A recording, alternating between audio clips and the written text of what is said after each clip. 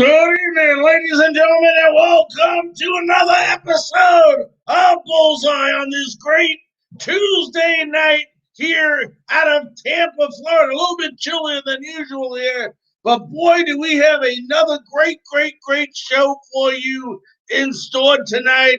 And as I'm just going to kick right into it, and we're going to get, as always, our great co-host. Let's go ahead and bring in Bradley Lewis Walker, who should be coming up here. There he is with the smile and everything. How you doing tonight, Bradley?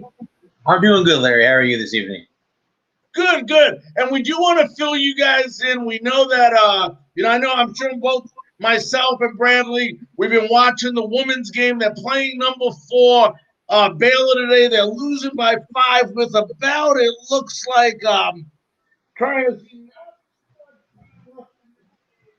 It looks like about a little over 2 minutes left in the game. So as soon as we get an update, final, we will go ahead. It's about 1 minute and 14 seconds left in the second half with the USF Bulls women team down by 5. And we're going to discuss that game and a little bit more later in the show. But, Bradley, when I think of one word that has to describe tonight, and I think about it, I said the word, maybe best, has to be the word that describes this show. We're becoming one of the best programs out there that USF is carrying right now with the great interviews and things we're doing. Okay, we'll put my co-host up there for the word best too. But we have our basketball team, the USF women's, playing some of the best teams in the NCAA right now and competing as they trail by 3 with just under a minute left in this game. Then we talk about the USF men's football team coming out and playing. It's not possibly, it definitely was their best offensive showing of the year. And then we talk about this great guest we have on, who is by many people considered the best USF basketball player to ever put on a uniform in Charlie Bradley. So we have one of our best shows going when we talk about USF tonight, don't we? Yeah, Larry, I'll be honest with you, being that I was there in person last Friday, I think UCF got a lot more game than they thought they were going to get. I think they thought that USF was going to be a rollover, and that's not the team that they got. No, definitely was not. And I'm just looking for a couple of things here, Bradley, so bear with me a minute.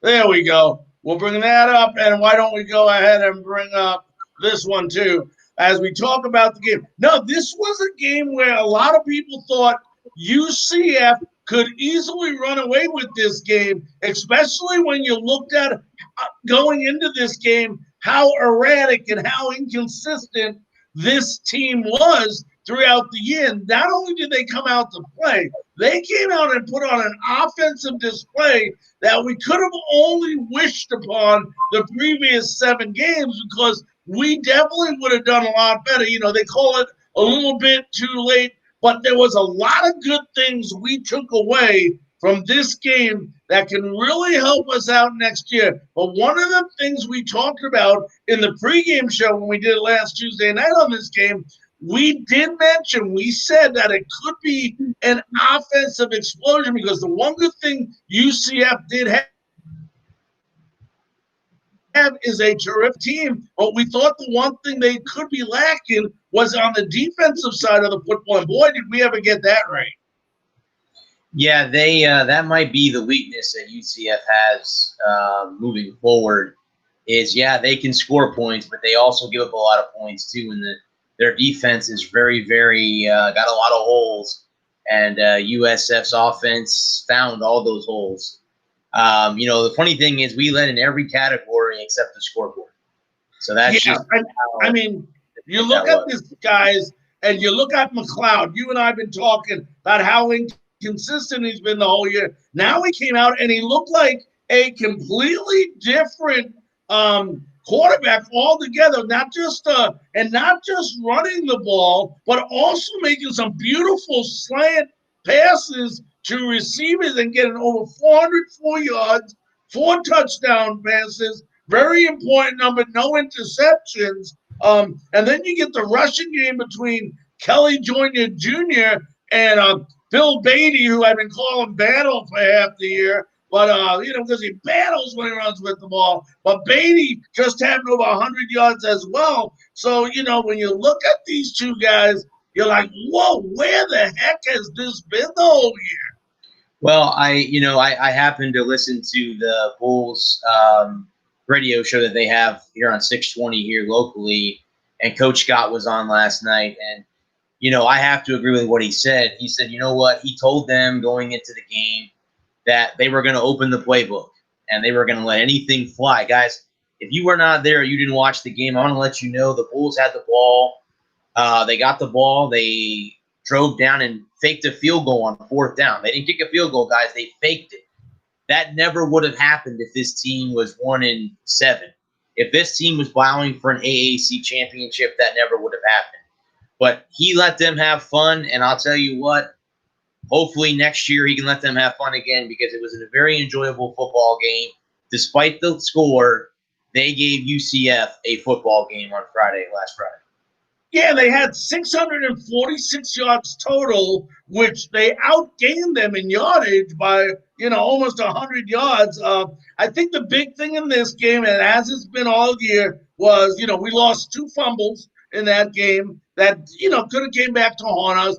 And once again, we had 8 penalties in that game, and that is something, hopefully in the future we'll get under control. But when you look at the yard per play, USF averaged 7.1 yards per play in that game, which is definitely a winning formula in playing some football. And I think the other thing was, if I'm correct, I think McLeod, as well as some people are saying the line played, he did get sacked 5 times in that game.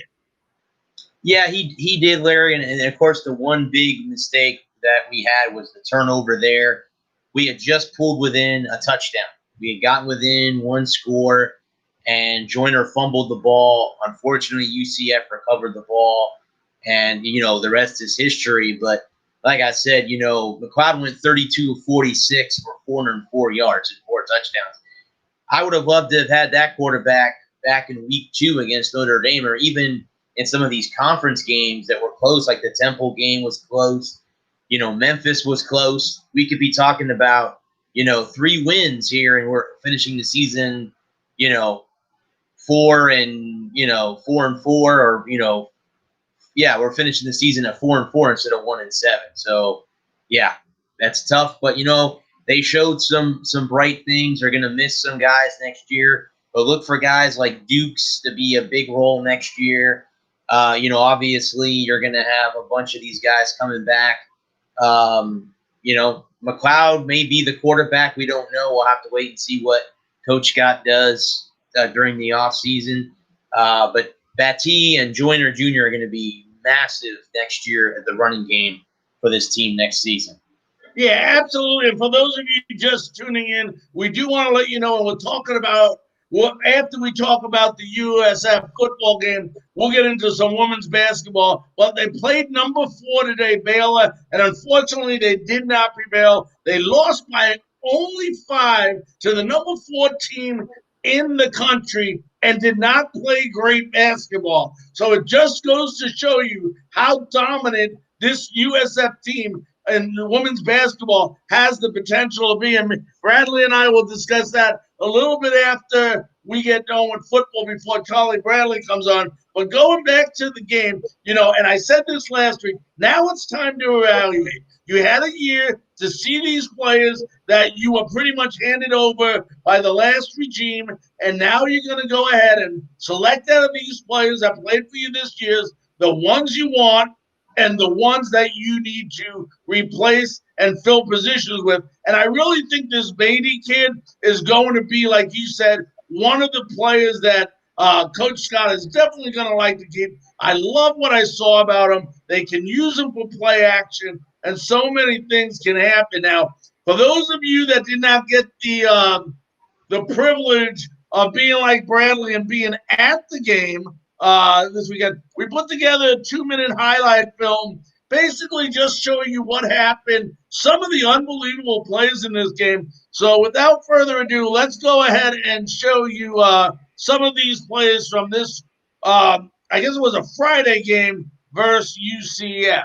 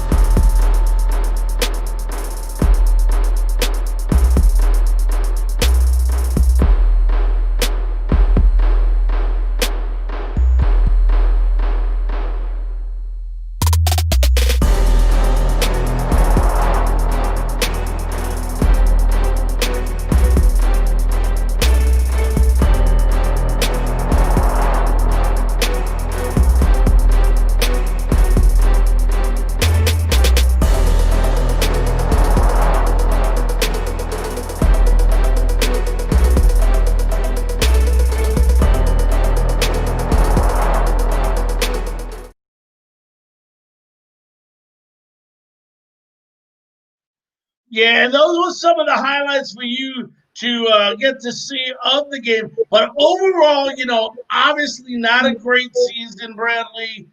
We expected a little bit more out of this team. I won't say a lot more, but at least a little bit more, at least a couple more wins.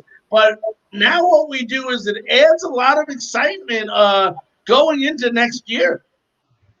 Yeah, I have to ask everyone out there, including my co-host here, real quick before I get into my thoughts. What were your thoughts on those uniforms? It's the first thing I'm saying. I'm watching the game. My wife looks at that, and the first thing she said is, "What the hell is that?" And I looked at her and I said, you want to talk about fluorescent, but it's funny because about 2 seconds later, a commercial came on about the Oregon Ducks playing later that evening, and they showed their yellow fluorescent uniform. So, uniforms don't make a team. You and I know that, but Right. just to say the least, if you hadn't been noticed all year, you definitely were noticed on Friday just by wearing those uniforms. Yeah, they. I heard some mixed reactions. Being in the press box, a lot of people were like, "Wow, that's bright." And then of course the helmets were that bright gold where you really couldn't see the logo all that well. But yeah, it should be interesting if they come out with those next year. Maybe they'll play most of the season with those to kind of be seen. But yeah, you know what, Larry? To be honest with you, again, like you said, I think we expected a lot more. Again, it would have been nice to see them win more than one game and at least win one conference game. They never got a conference win for Jeff Scott in his first year. But the team, looking forward, if they can get, if they can, definitely take the positives away from the game against UCF moving into next year. I think it, again, guys, I hate to bring up that horrible word, but if COVID is not so bad next season, and you have Scott a chance to him go recruit a little bit better, this team might be a little bit different next season compared. And hopefully they have spring ball because that definitely will help. I hope if they do have the spring game, I'll be there on the sidelines to watch them during the springtime.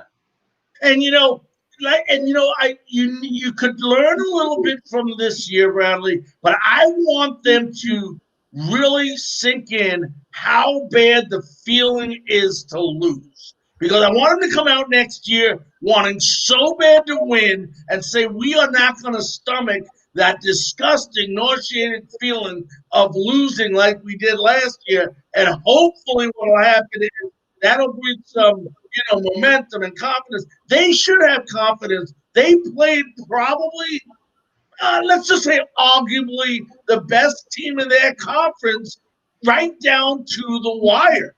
Right? I mean, really, if you look at it, they really played them well. And if you look at pulling up some of my notes here, there was some things in that game that a little bit here, a little bit there, and things could have definitely um, gone a lot different for them in this game. But now the year's over. It's time to reevaluate. Like I said, let's get out there. Let's get some great players. We know right now, Coach Scott cannot use next year an excuse that I didn't know what I had. You know what you have. It's time to get out there. It's time to make a difference. And it's basically Coach Scott just needs to do the things he knows how to do as a coach. And this team will be competitive next year if he goes out and does that. Yeah, he's definitely going to have to go out and recruit the guys. Of course, on the offensive side of the ball with Charlie Weiss Jr. as our OC, they're going to have to get some guys. It looks like to me, Larry, and I could be wrong. Correct me if I'm wrong on this. They're looking like they want a speed game, kind of very similar to what UCF runs. That hurry up offense, get up on the line, have multiple wide receivers, have a running game, and have you thinking on defense. And if that's what they want to do, and Clemson has that style of offense, if that's what they want to do here, great, because that's going to score a lot of points. But on the flip side of it, we have to get better defensively, which we've struggled in the last few years on the defensive side of the ball. We need to get better there as well. Again, you didn't have KJ Sales. I think he's done. I think he's a senior. There's a lot of these guys that are going to be gone. So you're going to have a young defense next season. So he's going to have to really buckle down and make sure that we don't get blown out early on. But I agree with you. I think the whole thing next year, they'll come out. They lost what? The final 7 games of the season. I think that they'll use that as motivation to want to win next year more than once, and they want to win right now, not wait until the future to win games. Yeah, and they have. If you look at that last game, they have a pretty good nucleus of a starting offense here. I mean, if you look at this team, if they can leave the game like they did and play that fast style offense, but once again, you can't be one-dimensional. When you become one-dimensional, the other team knows what you're doing. They have the ability. McLeod, the one thing that McLeod proved to you over the weekend was that he does have the ability to hit on some of the big plays. But at the end of the day, if you're not calling those plays, there's no way to go about executing those plays. So what needs to be done here, you have an unbelievable duo. I believe Joyner's back next year. Yeah. I know Beatty's back next year. So from a running standpoint, you are pretty strong in the running game. You need to go ahead and definitely, work around those 3 young men. And Felix, I think, is back next year as well. So you got a good little nucleus of an offense. I think where you really need to concentrate on the recruiting side is the defensive side of the football. Getting some quicker cornerbacks, getting a bigger rush up front, going ahead and having safeties who can read offenses and try to pick out what they're doing. If I'm going, they say defense wins championship. Well, damn it, if you're going out there and you're recruiting a team you need to put together here at USF, then you better need to go after getting some defensive players on that side of the football. Yeah, Larry. Yeah, like that. And don't forget about Devontress Odoms Dukes as well, that wide receiver that they have back next year as well. If they can build around it, and if McLeod is the guy, they can build around him.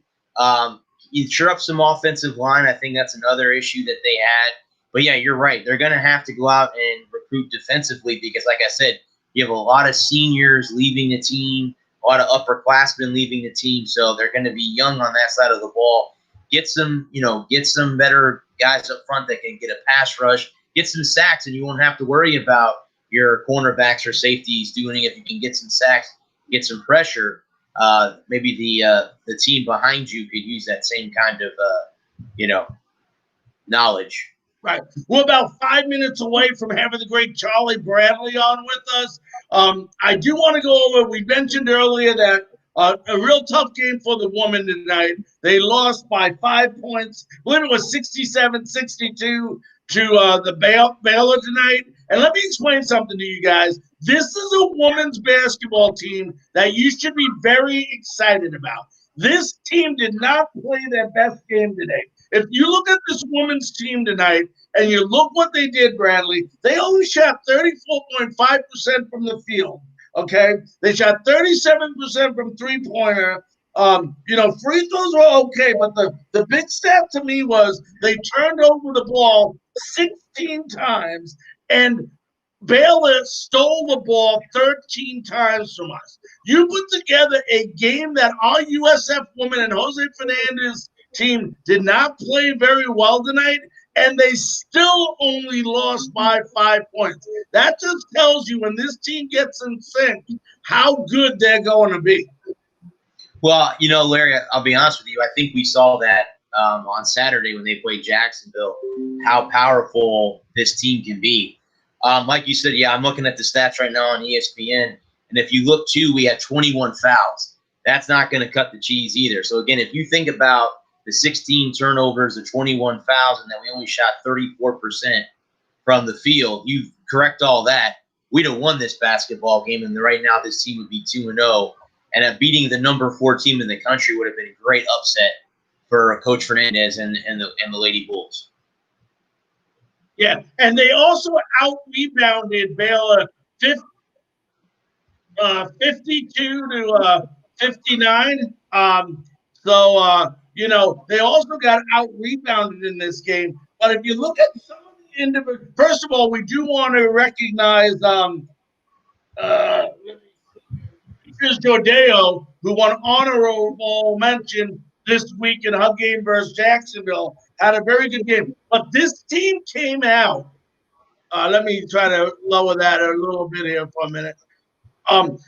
This team came out, and the one thing that they really, really did well was they went ahead and they beat Jacksonville like they should have beat Jacksonville. They really whooped up on Jacksonville. Tonight, I saw some great individual play. If you look at South Florida tonight, Bethy Manunga had 13 points. Maria Alvarez, unbelievable game with 18 points.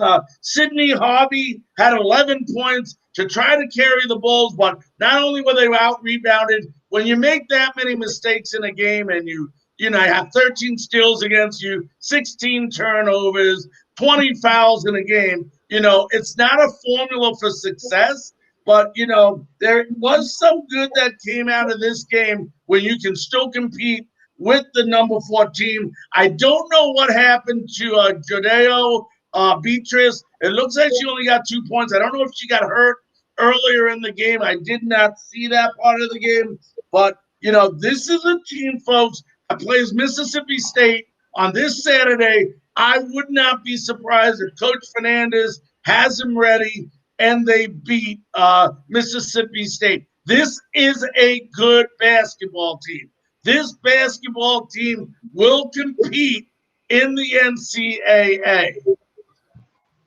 No doubt. I have to say, Larry, after watching them a little bit on Saturday, I was listening actually right before I came on here. I had Bulls Unlimited on, listening to the game on the radio.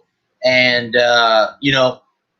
again, just like you just said, we lost to the number 4 team in the country by 5 points and had a bad game. I'd imagine if we'd had a better game than that, we'd have won this game.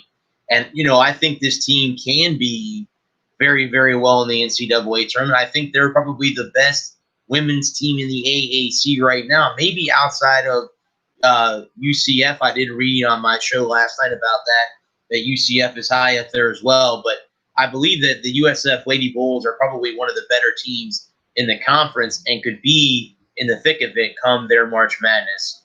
Well, a guy that knows about playing on great teams, not only playing on great teams, but also knows about what it's like to be in the spotlight, what it's like to play for USF is our actually guest tonight. Probably one of the greatest, arguably the greatest player to ever, I think, to ever put on a USF uniform. We're going to welcome in our good buddy, Charlie Bradley. Charlie, how you doing tonight, my friend?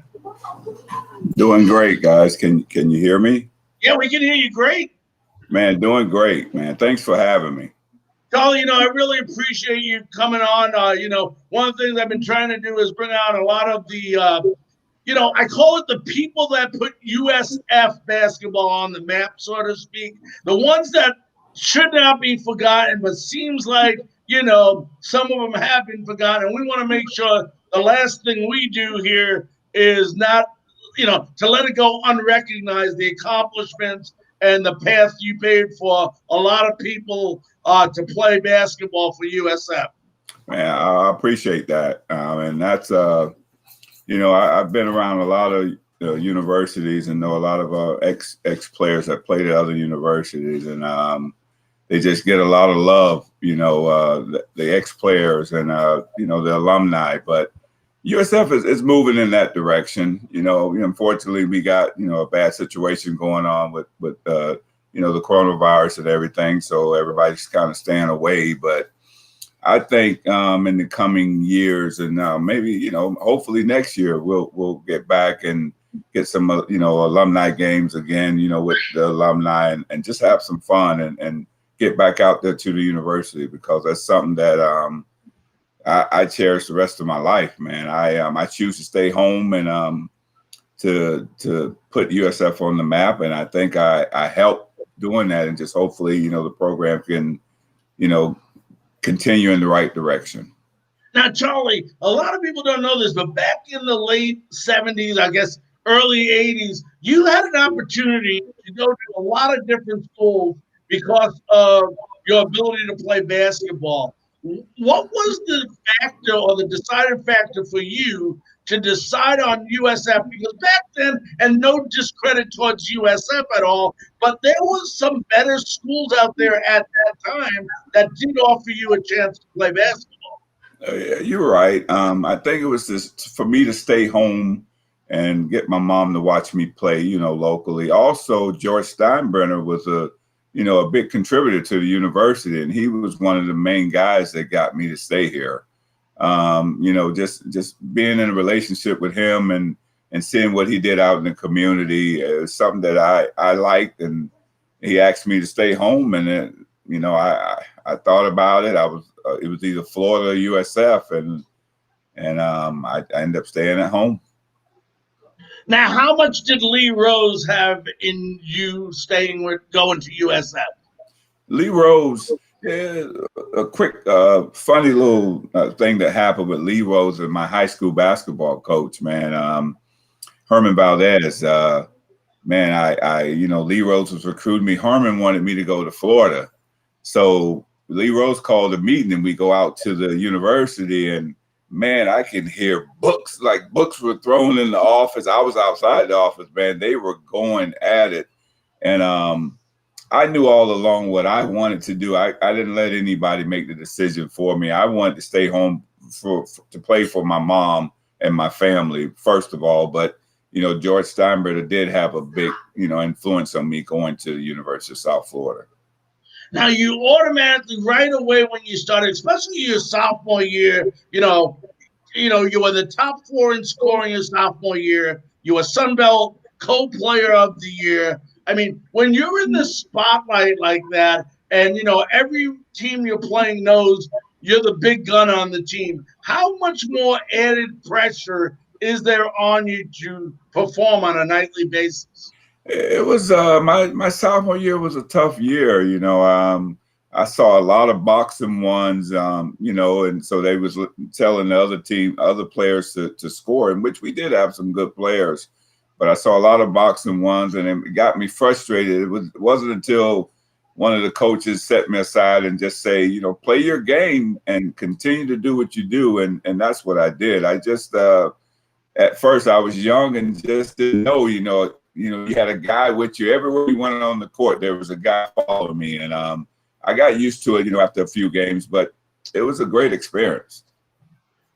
Now, when someone comes up and you hear them say to you, or you hear them just describe you as the best player to ever play in USF, I mean, what do those words mean to you?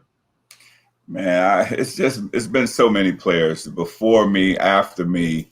There's been some great players at USF. It's good to get that recognition, but it really doesn't mean that much when you've had just my roommate Tony Greer was a guy that kind of paved the way for me. So Willie Redden, it's just so many guys, and then all the young guys, Altron Jackson, B.B. Walden, it's Tommy Tonelli. It's just so many. So what I would like is just be a part of what we started at USF. I don't want to be the greatest player that played there. I just want to be one of the guys that got it going, and hopefully they can keep it going now.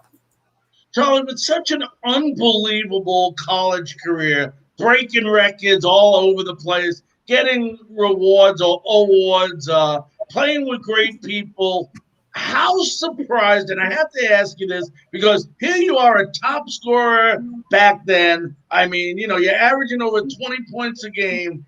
The draft comes up, I believe it's in 1985, and you weren't taken till the third round. How much, if any, disappointment? Because I know you always had that dream. You wanted to play in the NBA, and then the anticipation of when am I going to get drafted? Then it becomes if I'm going to get drafted.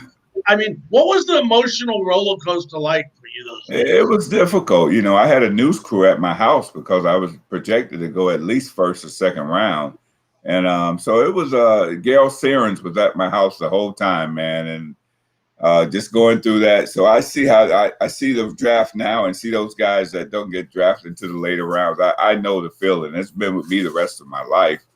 But it was just an opportunity to get an opportunity to play in the NBA. That's all you ask for. It was up to me to make the teams. I went out to Sacramento. I thought I did well.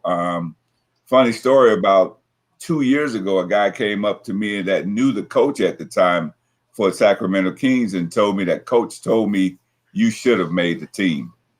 So, it felt good that, I was good enough to play in the league, but not making it hurt a lot because I really was confident that I would be able to make Sacramento's team at that time. Now, you went on to a terrific international career, and I know many players have done that, but was there a time when you said to yourself, let me go play a couple of years internationally, work on some of my game, maybe some of the things they thought you weren't strong enough in to maybe make the team, and then maybe try to get drafted again or get on as a free agent with an NBA team? Yeah, well, I did that, but now they have the NBA Developmental League, which we didn't have back then. We had the Continental Basketball League, so we didn't have that development that you need. And like these guys play two-way now. They play in the NBA sometime, and they play in the Development League. So I think if we would have had that back then, it would have helped me out and gave me a better chance to make it to that next level. Yeah, why is it? And I noticed something way back then, Charlie, mainly in the 80s. And I'm sure not having the developmental league is part of that. But you saw a lot of players that were drafted in the NBA, not necessarily the first or second round, maybe the late second rounds, third rounds. Why is it that so many of them decided to go and play international ball before coming back and playing in the NBA? I just think it's just to get that experience, I played in the first division in Spain my first year out of USF, and it was different. The players were all fundamentally sound, and most Europeans that come into the league now in the NBA, they're definitely fundamentally sound. They're great shooters, great passers. It was a different game, It was definitely a different game. Yeah, and what is the difference? I always ask ball players when they go to play internationally, and I have quite a few on here that have gone internationally and played. What is the main difference? Because you played in different countries. I mean, you played in Venezuela, you played in Spain, you played, I believe, in Argentina. Yes. I mean, so you played in a couple of different countries. What was the main difference that you saw between the foreign side of playing basketball and the NBA style? I just think for me that they were more physical and they let you play. That's one of the things I got. But the guys were definitely great shooters. And that helped me out a lot because I was a 3-point shooter. So I got some, pretty good recognition, at the, European level. But I just think the European League has always been great. Those guys start, 11, 12 years old playing professional basketball. Well, I would say 15, 16 playing professional basketball. And you got guys here, go through high school, college. Now it's a little different these days. The guys are one and done. And but I just think European help with experience. And you got right into my next question, Charlie. What is, and I know you didn't have it when you played, but what is your opinion on this one and done? Man, I just think it's a whole new era now. You got guys that are bigger, faster, stronger, and going through all the AAU circuits and getting all the training. We didn't have that back then. The USF's got a practice facility. I wish I would have had a practice facility. That may have gotten me to that next level. You never know. So I just think there's more out there for the players now. So one and done, these guys are one and done. You see them yourself, man. They're good players. Yeah. Now, what do some of these things, being the first player ever to have his number retired at USF, the number 30, the inaugural member of the USF Athletic Hall of Fame, and then the Sun Belt All-Decade Team. I mean, when you look back now and you look at some of those accomplishments you had as a player, I mean, how rewarding is that for you? It's rewarding, but basketball is a team sport. So first of all, and I would have given all those up to make it into the NCAA tournament. We went to NIT twice, but I give all those individual accolades up to make it, just to go to get that experience at the NCAA tournament. Yep. Bradley, go ahead and jump in, my friend. Charlie, I've got two questions. The first, what was it like playing under Lee Rose as a player? Lee Rose was a different coach, man. He had some different philosophies, but he was definitely a great discipline guy. And, I learned a lot from him, disciplinary, man. It was no playing around. It was serious business when you played for Lee Rose. Great guy. You're not going to really get to know him too personally, but I like playing for him. He was a hard-nosed guy, and he made everybody accountable. And the other one, Charlie, is what was it like playing in the Sun Domes that you guys got to be the first team to play there? What was it like to play in that arena? The Sun Dome was great. It was a great arena. I came in, I think, the second year. There was a team before me that played in it, but I came in the second year, and man, we used to fill that thing up. We had some good games there. We played Florida State, even that Florida 4 tournament we used to have. I always tell everybody, man, we need to get that back. That Florida 4 tournament was a big tournament just for the teams locally here in Florida. Yeah, that was unbelievable. I was here back then. Those were some great times. Definitely back there. I don't know, Charlie, have you had a chance yet? I know it's early, but to watch any of the first 3 games of the men's basketball? No, I haven't watched one yet. The first game, I don't know if that was the first or second game against Florida College, and a buddy of mine had it watching on his cell phone, and he was telling me that they were down by to Florida College. I said, Florida College? man, I used to get groups of guys and go out there and practice against them and kill them. So I was a little worried at first, but I'm like, there's no way USF is going to lose against Florida College. And unfortunately, they won the game.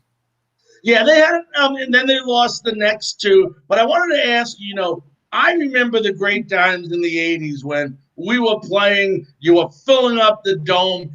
I mean, USF was owning basketball in the Tampa Bay area. What do you think besides winning, we know we got to win, but what has to happen for us to get that same respectability back to the program? I think Coach Brian and his staff is doing a great job. They're trying to get, some good players in here to get it back to that level. First and foremost, you got to win games. That gets the fans in the seats. So I just think, just give them a little bit more time, and I think they're gonna get it. Well, his first year, was it his first or second year when they won that little tournament? Man, that was an exciting year. Yeah. Yeah, they won and then they had the off season when Alexis got injured last year. Right. Right, absolutely. So, my friend, in closing, first of all, I want to thank you for joining us tonight. But if there's one thing that you want the fans out there to remember Charlie Brown, obviously they remember you as the greatest basketball player. But I hear so many people tell me, Charlie, and I'm not just saying this, but from the Tony Greers to the Curtis Kitchens and to the other people that you play back, I'm just naming a few now that it's one thing that people remember Charlie for being an unbelievable, terrific, great basketball player. But if anybody ever knew Charlie that didn't play basketball, he's an even better person, they say. I mean, that's a huge compliment, especially coming from those two guys. I know them pretty well. They've been on the show. I mean, that's a lot right there. Well, I think I was raised the right way. My mom taught me right from wrong.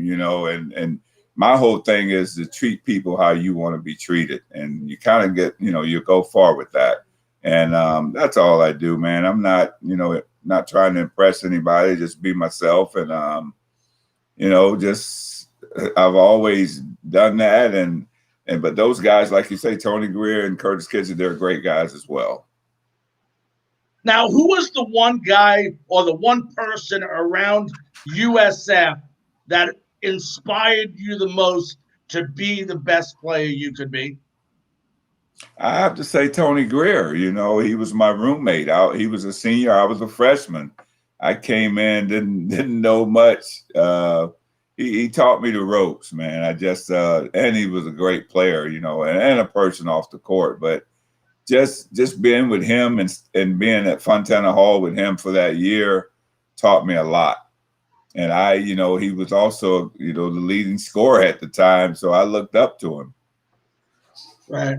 Well, listen, my friend, we want to thank you so very, very much for taking time out of your busy schedule to join us on Bullseye tonight. It's been definitely an honor, thrill, and most of all, a pleasure to have you on. Larry, anytime you need me, man, you just give me a shout out and I'll be there. And Bradley, all right, I like your name, Bradley. That's a good name, man. Thank you. All right, buddy. You have a great holiday and be safe. You stay safe yourself, man. Take care. All right, ladies and gentlemen, that was the great Charlie Bradley, the greatest basketball player to ever put on a USF uniform. And, Bradley, I say it every week, and I know it never gets old hearing it, but another great, great interview about nothing negative about that. Here's a guy, Bradley, that was one of the top players in high school. He had his opportunity. You heard him go to Florida. I think at that time he had an opportunity to go to Memphis. Don't quote me on that. But another couple other big schools back then, and he made his choice. It was USF. It was perfect for him with all the things that were going on in his entire life. It fit in perfectly. And, I know all of us people in the Tampa area that lived here then are very happy that he did make that choice. What a great, great, great guy. Yeah, Larry, again, I think we sound like a broken record when we say this, but yeah, again, we have not had one negative, and I should say one negative comment about the university. Charlie clearly stated that the reason that he picked USF was for his family and his mom. So his mom must have meant a lot to him to stay home in Tampa. He played high school, and then there you go again, man. That name George Steinbrenner seems to pop up. There's been a couple other people that we've interviewed on here that have brought up George Steinbrenner, and there you go. A lot of people out there don't like him because he owned the New York Yankees, but he did a lot for the area, and there's a high school in Tampa named after him. So, obviously, he did very well. But that, again, another great interview, from another great, USF basketball player. Yeah, definitely. Like I said, by far one of the best that I've ever had played. Now, Bradley, I want to talk a little. We talked about football. I mean, listen to this. We had Charlie Bradley on already. We talked about the women's basketball team having a very tough game tonight, did not bring their best performance. Yes, they still held their own against one of the better teams in the NCAA women's basketball conferences, and unfortunately lost. They will beat Mississippi State. They will get it together. This team we already identified is a team that's going to have to be reckoned with this year. But we're going to move on to the men's side of the spectrum now. And, Charlie mentioned it well. We played Florida our first game, and I was kind of concerned. Reason I was concerned is here's a team that you should blow out, and we didn't blow out. We beat them. We did what we were supposed to do, but we didn't blow them out convincingly. And that scared me going into the URI game. And I got to watch the URI game. And if anyone watched the URI game, this team just came out and shooting-wise was just poor. I mean, just unbelievably poor. They shot 39% field goals, 4-13 from three-point, and they only made, I believe it was 60% of their free throws. They missed 12 free throws in this game. That is not a formula for winning.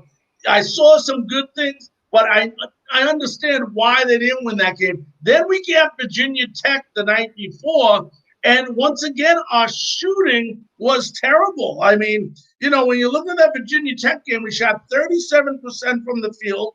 Three-pointers, we were 30%, 3 of 10. Did get a little bit better at free throws with 75%. But this is what my intake in this game was. First of all, let's talk about the offense first. I like Caleb Murphy. I like what I saw about him. Yetna, I think they try to get the ball too much to Yetna inside. When I was watching, especially in the Virginia Tech game in the first half of that game, there's many times that ball, they had an opportunity to shoot an outside shot, yet they kept trying to work it into Yetna. And it's almost like, well, why not? If you get the open shot, I was always taught and I always coach that if you have time enough to think whether you should take the shot or not, shoot the damn ball.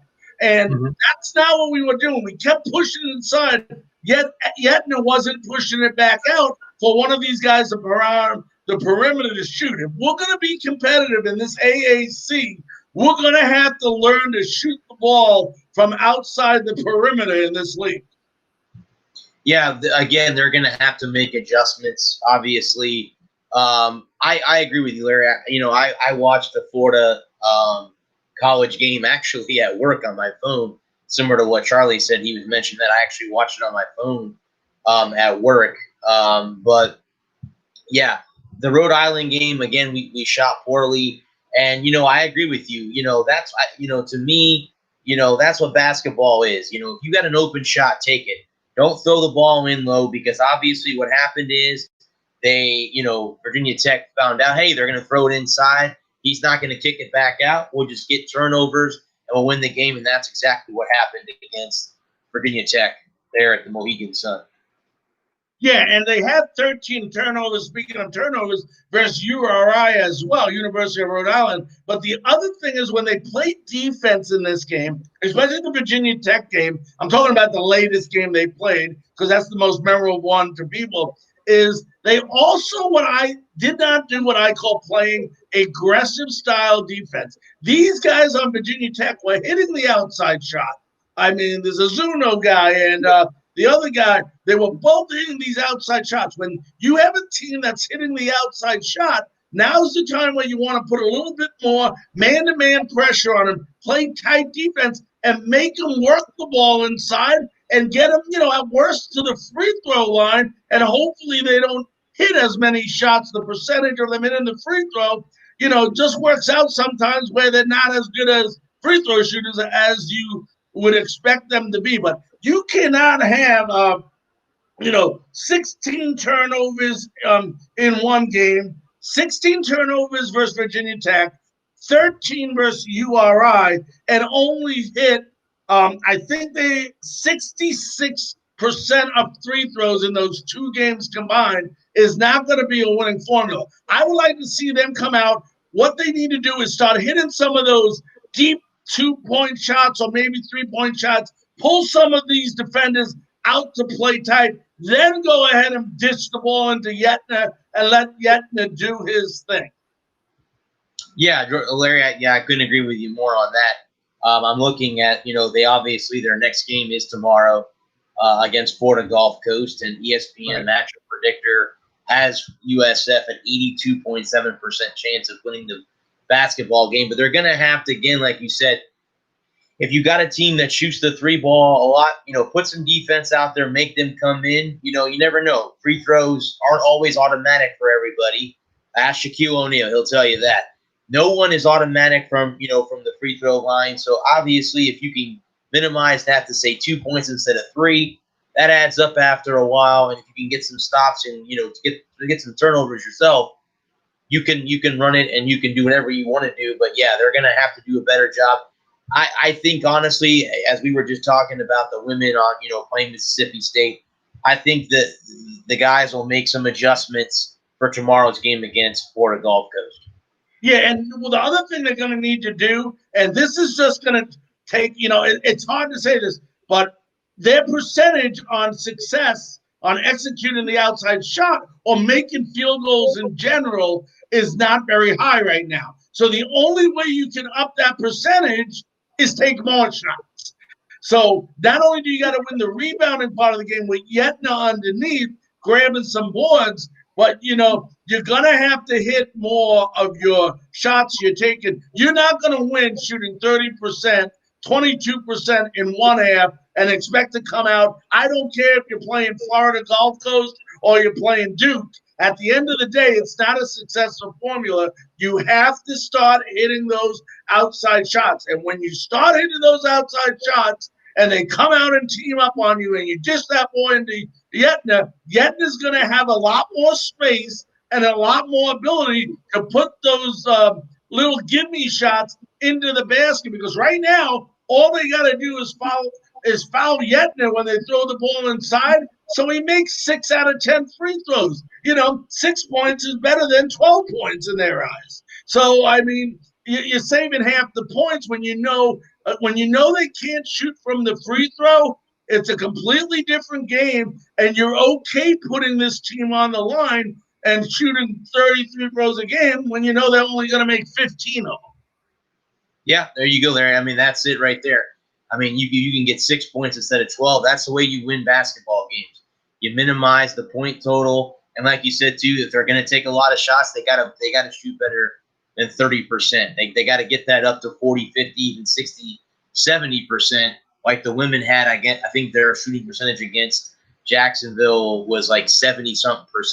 They've got to do something like that if they're going to compete in the AAC and compete against these schools that they're coming up against for the season. And, it's the first week of playing. They played 3 games. They played Virginia Tech, a decent school, URI. I'd like to see what happens tomorrow night. This is a team, again, that they should come out and they should run over. Now, I'm not saying they got to beat them by 80 points, but this is a team you should come out. You should work on your execution, work on the things you haven't been doing well, and win by at least 20 points in this game. Yeah, no, I agree with you, Larry. This is a game you hit the nail on the head with that. This is a game I think you got to get a little bit more cohesive as a team and fix the mistakes that you made the last 2 games. And like you said, you don't have to blow them out to be a successful win. I mean, to win by 20 points would be great. Again, their biggest win so far this season is 10. So, make it 15 or 20 and then, work on the positives, get rid of your negatives, work on your positives moving forward. Right. And right now, the goal is you take one game at a time right now. And then come December 16th, for both the men and the women, you're entering conference play. The conference will take you to where you want to go if you win it. If you win your conference games, you're going to go places in the NCAA. And, yes, we talked about the women's with the tough loss today. You play bad and lose by 5 to Baylor, that tells you something about the makeup of this team and what Jose Fernandez has for the woman. Well, the same thing with Brian Gregory. You lost 2 tough games. You went away. You played in Connecticut. Okay, you're going to be home tomorrow at the Sundome. Let's go out there. Let's shoot. You know what, Bradley? I'm not worried about 60, 70% from the field. Let's make it to 40 first, and take baby steps. But this 30%, 37%, a good team is going to shoot. I always tell people 48% or above is a good number for field goals. Obviously, the higher, the better. We know that. And free throws, you got to be over 80% in college basketball. I'm sorry. If you can't make a free throw, you shouldn't be on the damn court. That's just my philosophy. And, it's a shot where nobody's guarding you. And, really – the only pressure you put on is the pressure you put on yourself when you take a free throw. So I just want to see these guys move the ball also a little better. The one thing I noticed is, that passing game, they're not passing to the open guy all the time. I noticed the men. And what I mean by that is I like to count from the time they bring the ball up court to the first pass, how many times the ball hits the ground before they shoot. Because in my book, it shouldn't hit the floor. Anytime a basketball hits the floor, you're giving that basketball an opportunity to be stolen, hit away, kicked, muffled, whatever it is. When you can start doing those chest passes back and forth and around the perimeter, and then when they come out to you, shoot it inside the Yetna for 2, baby. That's what it's all about, and that's what they need to do. And I'm kind of looking forward to seeing a little bit more what I call ball control offense tomorrow, and definitely, and when I say definitely, I mean a lot more aggressive defense, because aggressive defense is what's going to cause turnovers and gives you that transition game to score some easy 2s. No, yeah, I agree. I mean, wasn't it, Larry, in the movie Hoosiers that you couldn't shoot the ball until you made 3 passes? I think that's what the coach said. So I go along with that. If you're going to do that, pass it around, you're right. If the ball hits the court, you never know what's going to happen. The ball could spin one way, spin the wrong direction. Right. It could be a turnover. It can go out of bounds. It could be tipped the wrong way, and you get in a fast break for the other team. So you're exactly right. You got to hit those chest passes, get the ball inside to our guy, let him get those buckets, and throughout the game build that up and do that multiple times. And if if you're open for the 3, take the 3 ball. Take it. If you have the open shot, take it. Don't throw it in. Take the shot. You get fouled. Or drive it in. Try to get some fouls, get on the free throw, and like you said, you've got to make your free throws. That's the most important thing for me in basketball is making your free throws. Making your free throws, and I'm going to tell you something, Bradley, and at first when you hear it, you may go, what did you say? But if you think about it logically, the more shots our guys hit from the outside, meaning those long 2s or like you said, the 3s, the more shots they hit, the more points Yetna will get inside. Exactly. No, I agree with that. And people will say, well, what do you mean if they shoot it from outside and score? No, because like we said earlier, it brings the defense out on you more, and it opens up Yetna. They're killing them inside right now. All you got to do is move those guys out away from him and bam, get it into him, and he's going to score, but nobody's going to score when you got 3 men on you. Instead, they foul him and he doesn't hit his free throw. So You got to be able to hit from the outside and work your game in order to be successful in this league. And I'm confident, buddy. I'm very confident in Brian Gregory. I know what Jose Fernandez brings for the woman. I'm not even concerned there. He's been with us 20 years.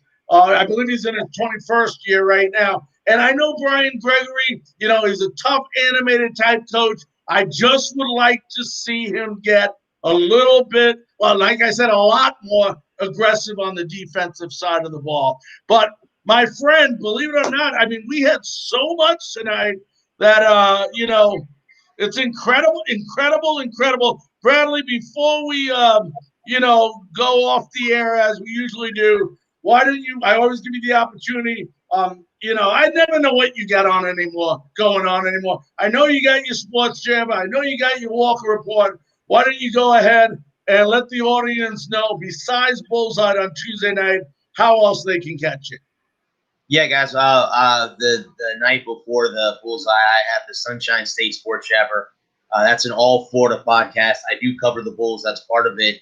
I cover all the Florida teams, both professional and college. And then again, the Walker Report is an all sports podcast. I have two great co-hosts that we talk about all the sporting events in all the sports. We try to cover everything in the 2 hours that we have. Real quick, I want to thank iRock Media for giving me the opportunity for the third year in a row to cover USF football. Without that, I wouldn't be at a lot of the games. And, I have to thank them because, now I'm a USF fan. Before that, I'm still a Gator fan. I will be a Gator fan for life. But USF now is definitely a part of both college football and basketball. I'm going to start paying a little bit more attention to basketball this year than I have in the past. And I'm hoping maybe down the road this year, I'll get to go to the Yuengling Center and watch either the women or the men or both sometime this season to, be there. I went to a USF game a year ago, and it was a blast inside the Yuengling Center to see them play Memphis and see Penny Hardaway, who's played for the Magic, is their head coach. So it was cool. And to see Dick Vitale in the same time. So that was cool too. But yeah, you guys can catch me on Thursday. I always do this show. This has been great. Larry asked me, midway about, I think the first or second football game, he asked me to, do this, and it's been great being on here and talking USF athletics, not just football, USF athletics all season. And I'm looking forward to closing out 2020, and then we have the whole calendar year next year, so it's going to be a blast to cover USF. Yeah, it's going to be 2021. Yeah, it's going to be a real blast. And I'll tell you something else, Bradley, that I got a statistic today, and I didn't even mention it. I look at members when I look at a group, and I look at the members, okay? And I always tell people this. We're not, and don't get me wrong, if you want to become a member of Bullseye, please, go ahead and do so. But I look for the engagement percentage of the members in our group. Anybody can go out and just click the sign and do us a favor and become a member of Bullseye. And I compare it to other groups out there, and I do my research. And amazing fact about the Bullseye show, that on an average now, this is taking all the shows Bradley and I have done since we started this, over 100% of our members engage in our show. Give you a quick example. You can have a group out there, whether it's USF, Buccaneers, whatever you want it to be. They may have 1,000 members. But if only 100 members are viewing their shows, that means they're only getting 10% engagement from their members. Okay? Right. Our show is over the amount of members watching the show. And people go, how can you have more views, and more people watching your shows than members? Because they're sharing it with other people. They're so impressed. They love our shows. We just got a great message from my buddy, I told Bradley, Tony Greer, who wanted to thank us so very much on how we're getting the word around, and people around USF are talking about Bullseye. This isn't because of me. This isn't because of Bradley. It's because of you, the fans, that are listening to us, enjoying our shows, enjoying our interviews. And for those of you people, I haven't had anyone ask yet, but I do want to let you know, I've been trying very, very hard to get some former women basketball players on the team. Unfortunately, at this time, none of them have responded back. We're trying to get some volleyball players. This is open to all USF athletics. So, obviously the big sports get a little bit more priority because they're more in the spotlight. It just makes a lot more sense. But that doesn't mean we don't talk about gymnastics. We don't talk about volleyball. We don't talk about soccer or whatever other sport. I'm working on rugby, so there you go. That's right. You're working on rugby. So we will continue to make those efforts. As far as my shows go, now that I gave Bradley the opportunity, tomorrow night, Frankly Speaking Sports, we're going to have an incredible guest tomorrow. A lot of people don't know who she is. Her name is Katie Hendel. To some people, it sounds familiar. She is actually a writer for the Toronto Raptors. She's going to be joining us tomorrow talking about what it's like for the fans up there to see their team moving away for a year and some of the great moves like keeping Van Fleet, re-signing Boucher, signing Baines, some of these other great moves Toronto has made, losing Gasol, and talking about some of these things tomorrow night. Then on Thursday night, former WDAE and on-air personality Len Montez will be joining us to talk some football. We do have a bye week, so obviously we don't have a game this week, but we will be talking about some of the things, some of the BS we're hearing around Bruce Arians and Tom Brady not being as in love when they first got married as they are now.